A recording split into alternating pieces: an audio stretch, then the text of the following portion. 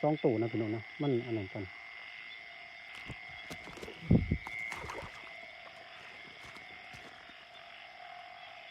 โอ้มันรุดแล้ว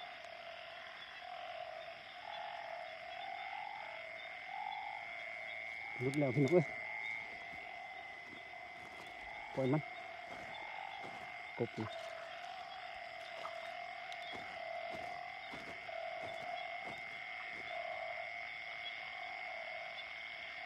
บรรยากาศเลย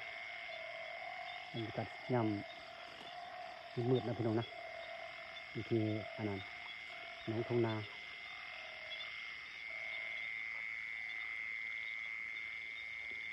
อันนี้มันมีแต่สองตัวนี่แหละกบปล่อยมันพอมันลายก็พอเอาจะเอาตะเคียนหน่อยนะพี่น้องนะกบมันมีแต่สองตัวคู่หนึ่งเท่านั้นที่วันนี้มาจับเป็นอย่างเดี๋ยวมันปล่อยแล้ว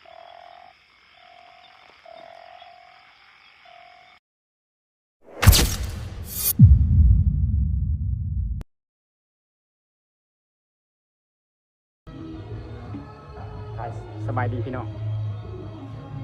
มื้อนี้ฝนตกนะพี่น้องนะหาไตเขียดไตอึ่งพี่น้องเอ้ยไตกบตอนนี้กำลังสิไปเบิ่งว่าสิมันหรือบ่นะวันนี้แหละ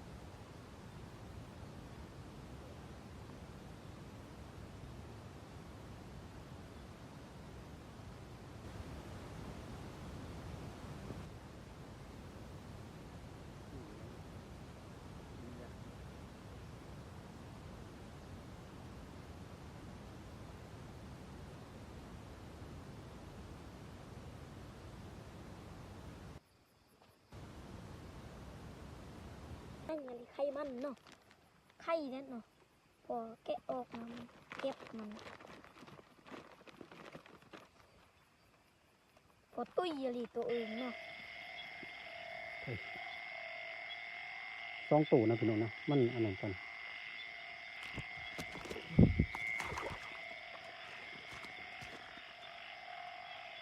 โอ้มันรุดแล้ว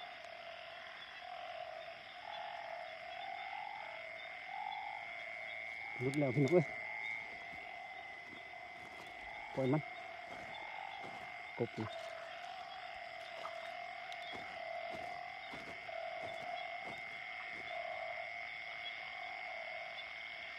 บรรยากาศเลยบรรยากาศยามมืดนะพี่น้องนะนี่คืออันนั้นน้องทงนา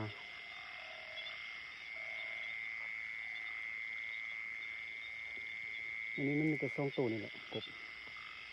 ปล่อยมันพอมันลายก็พอเอาจะเอาตะเคียนหน่อยนะพี่น้องนะกบมันมีแต่สองตัวคู่หนึ่งเท่านั้นที่วันนี้มาจับเป็นอย่างเดี๋ยวมันปล่อยแล้ว